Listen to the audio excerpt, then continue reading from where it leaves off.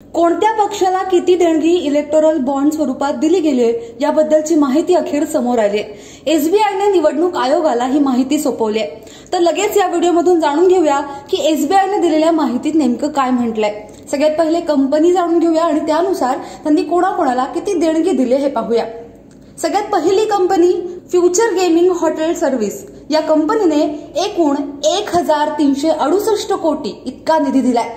त्यातले तृणमूल काँग्रेस पक्षाला 542 कोटी, डीएमकेला 503 कोटी, वायएसआर काँग्रेसला 154 कोटी, भाजपला 100 कोटी, काँग्रेसला 50 कोटी, सिक्कीम क्रांतिकारी मोर्चा 11 कोटी, सिक्कीम डेमोक्रेटिक फ्रंट 5 कोटी असा निधी दिला गेलाय। त्यातले 3 कोटी अजूनही वटवलेले नाहीत। या कंपनीने तृणमूल काँग्रेसला ऑक्टोबर 2022 पर्यंत निवडणूक रोख्यांच्या माध्यमातून 285 कोटी रुपयांचा निधी दिला असं निवडणूक आयोगाने गुरुवारी प्रसिद्ध केलेल्या माहितीतून दिसून येते।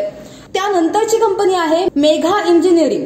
एकूण निधी 966 कोटीचा दिलाय। भाजपला त्यातले 584 कोटी, भारत राष्ट्र समितीला 195 कोटी, डीएमकेला 85 कोटी, वायएसआर काँग्रेसला 37 कोटी, तेलुगु देसम पार्टीला 28 कोटी, काँग्रेसला 18 कोटी, जदयूला 10 कोटी, जेडीएसला 5 कोटी, जनसेवा पक्षाला 4 कोटी या कंपनीकडून दिले गेलेत। पुढची company quick supply chain private limited ही तशी कोणाला माहिती नसल्यानं नवी मुंबईतल्या धीरुभाई अंबानी नॉलेज सिटीतल्या नोंदणीकृत पत्ता असलेल्या कंपनीने भाजपला 395 कोटी रुपये आणि शिवसेनेला 25 कोटी रुपये दिल्याचं समोर आलंय। देणगीदारांनी निवडणूक रोख्यांच्या माध्यमातून कोणत्या पक्षाला किती रुपयांची देणगी दिली आहे हे स्टेट बँक ऑफ इंडियाने दिलेल्या माहितीनुसार निवडणूक आयोगाने गुरुवारी वेबसाईटवर प्रसिद्ध केलं आणि तिथून ही माहिती समोर आली आहे। निवडणूक रोख्यांच्या माध्यमातून राजकीय पक्षांना सर्वाधिक देणग्या देणाऱ्यांमध्ये quick supply chain private limited या कंपनीचा 3रा क्रमांक लागतो। ही कंपनी वेअर हाऊसेस आणि स्टोरेज युनिट बनवण्याचं काम करते। ही कंपनी आपल्याशी संबंधित नाहीये असं रिलायन्सने याआधीच स्पष्ट केलंय। या कंपनीने एकूण 410 कोटी इतका निधी दिलेला आहे। त्यातला 375 कोटींचा निधी हा भाजपला दिलेला आहे, 25 कोटी शिवसेनेला आणि 10 कोटी एनसीपीला दिले। पुढची कंपनी आहे हल्दिया एनर्जी लिमिटेड। एकूण निधी 377 कोटीचा या कंपनीने दिलेला आहे। तृणमूल काँग्रेसला 281 कोटी, भाजपला 81 कोटी आणि काँग्रेसला 15 कोटी दिलेले आहेत। त्यानंतरची कंपनी आहे वेस्टर्न यूपी पॉवर लिमिटेड।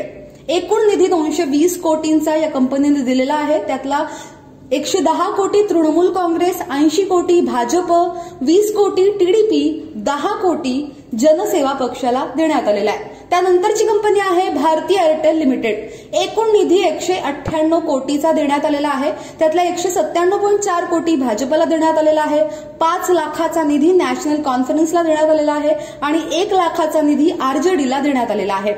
त्यानंतरची कंपनी आहे वेदांता लिमिटेड। एकूण निधी 400.65 कोटीचा देण्यात आलेला आहे। त्यातला 230.15 कोटींचा निधी भाजपला देण्यात आलेला आहे, 125 कोटींचा निधी काँग्रेसला देण्यात आलेला आहे, 40 कोटींचा निधी बिजू जनता दलाला देण्यात आलेला आहे, 5 लाखांचा निधी झारखंड मुक्ती मोर्चाला देण्यात आलेला आहे, 3 लाख त्यातले वटवलेले नाहीत आणि 2 लाखांचा निधी तृणमूल काँग्रेसला देण्यात आलेला आहे। त्यानंतरची कंपनी आहे एसएल मायनिंग लिमिटेड। एकूण निधी या कंपनीने 224.5 कोटींचा दिलेला आहे। बिजू जनता दलाला 174.5 कोटी देण्यात आलेले आहेत आणि भाजपला 50 कोटींचा निधी या कंपनीने दिलेला आहे। ही माहिती तुम्हाला कशी वाटली आमच्यापर्यंत अवश्य पोहोचवा आणि पाहत रहा लोकमत।